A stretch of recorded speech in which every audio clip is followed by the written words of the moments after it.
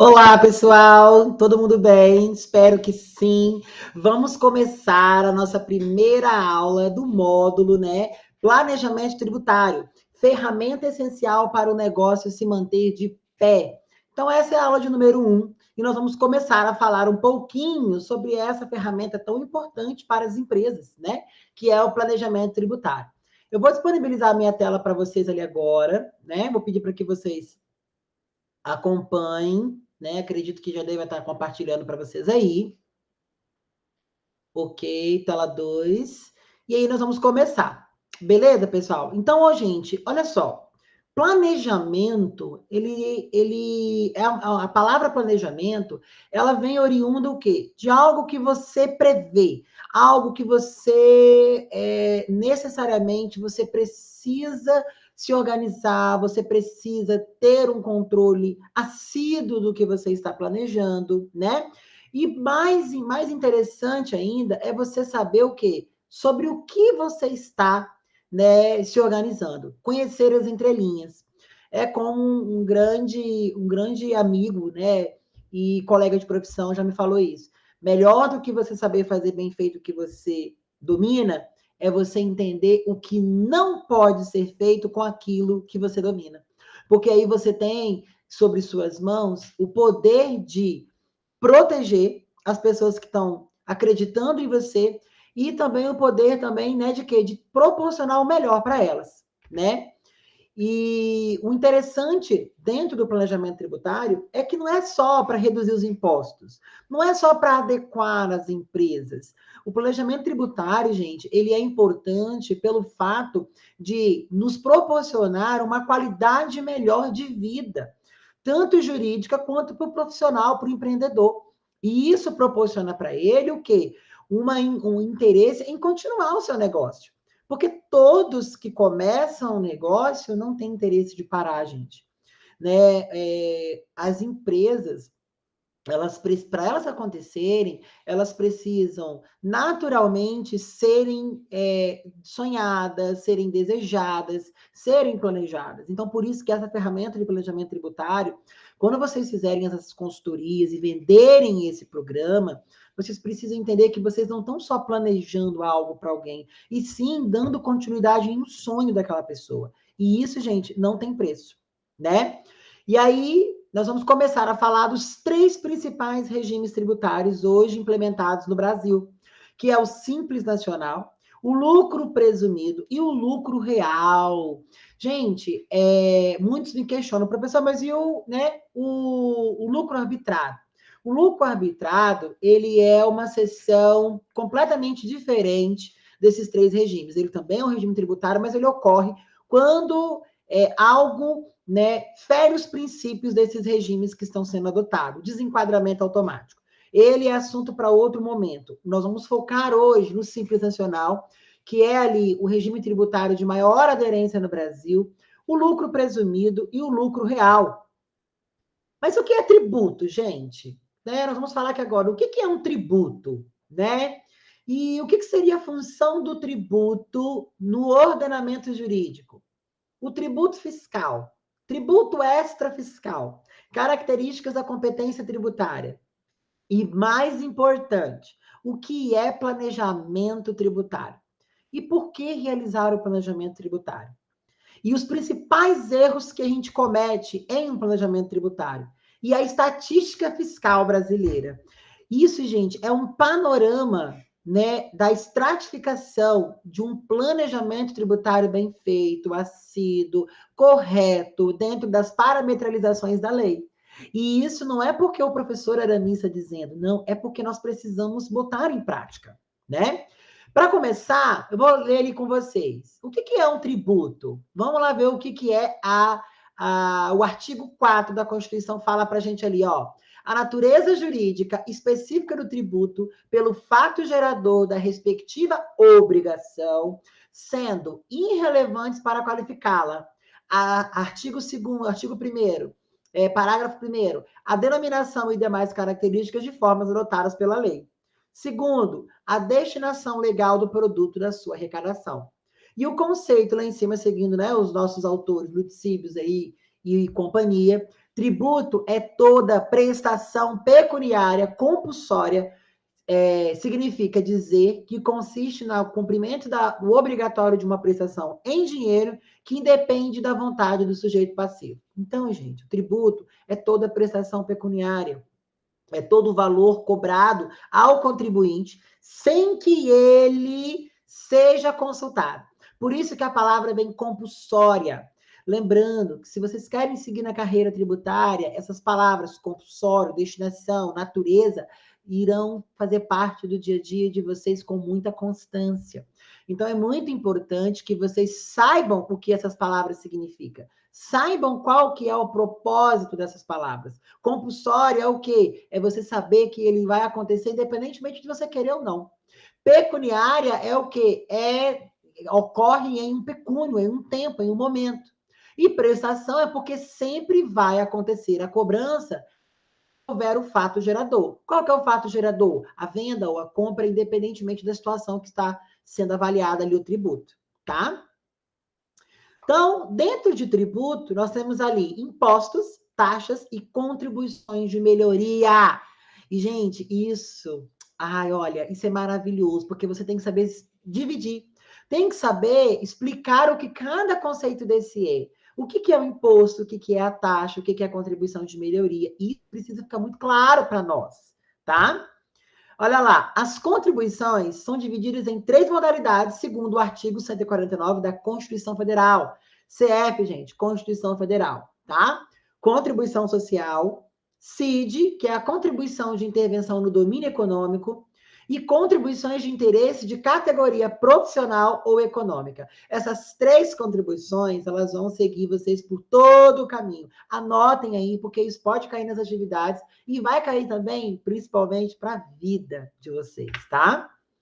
Função do tributo no ordenamento tributário. Olha lá, atenção, grifa isso daí, gente. Princípio da equivalência.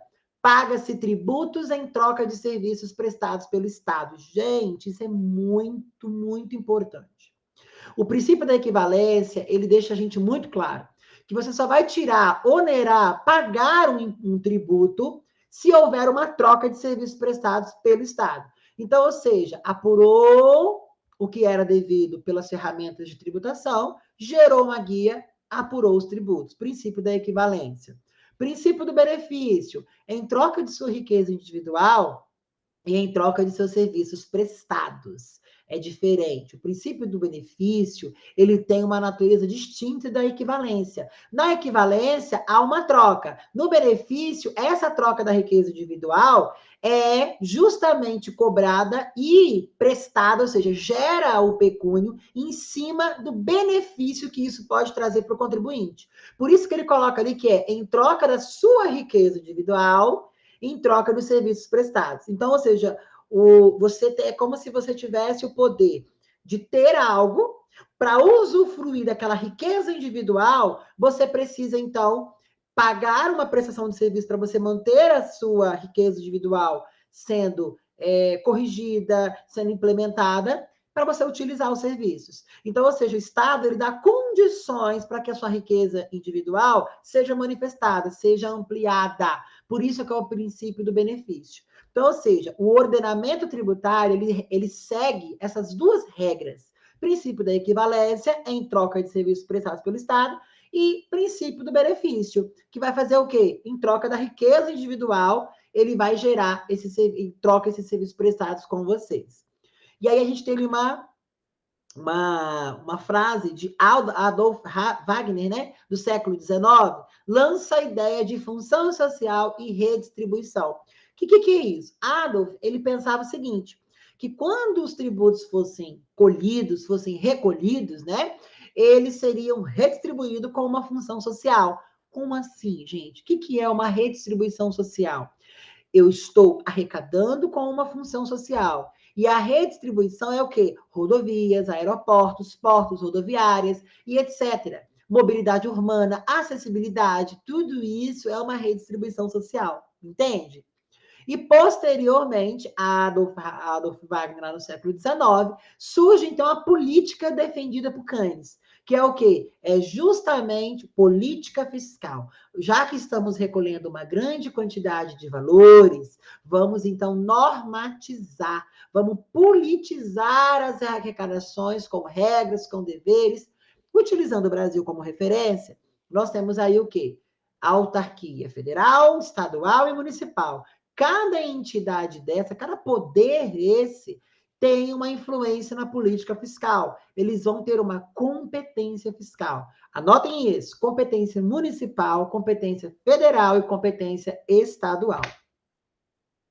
E aí, essas funções, né? Essas funções que nós estamos dentro, né, do ordenamento tributário, aí aparece ali, primeira função, eminentemente arrecadatória. E realmente, ela é arrecadatória mesmo, tá, gente? Segunda função, consiste em estimular ou desestimular as condutas do particular consoante aos objetivos sociais. Então, ou seja, essas são as duas funções do ordenamento tributário para as funções ali, né, de você especificar, trazer para a população, tá bem? Passado-se isso, né, nós temos ali, o tributo será, o tributo fiscal, quando ele visar tão somente o abastecimento dos cofres públicos, sem quaisquer outros interesses, sua pretensão é puramente a obtenção de receita para a realização de despesas voltadas para o interesse público. Então, ou seja, o tributo, gente, ele é um instrumento de soberania estatal, como ele diz ali, ó, legal e social, composto por receita oriunda de particulares, nós, para que o Estado possa desenvolver as suas necessidades. Então, o princípio fundamental para que isso ocorra é o quê? É justamente desenvolver o Estado. Então, nada mais é do que o tributo uma fonte de receita para financiar e aprovar as competências que o Estado precisa desenvolver, tá, gente? E aí, ó, como diz Bernardo Ribeiro Moraes, adoro esse autor porque ele tem um pensamento sobre o planejamento muito diversificado. Até porque, gente, é a minha área de atuação, então nós precisamos nos referenciar em quem sabe o que está fazendo. Identifica os tributos fiscais como tributos neutros, à medida que não provocam qualquer ingerência de cunho econômico ou social, limitando-se à agariação de fundos para custeio do Estado.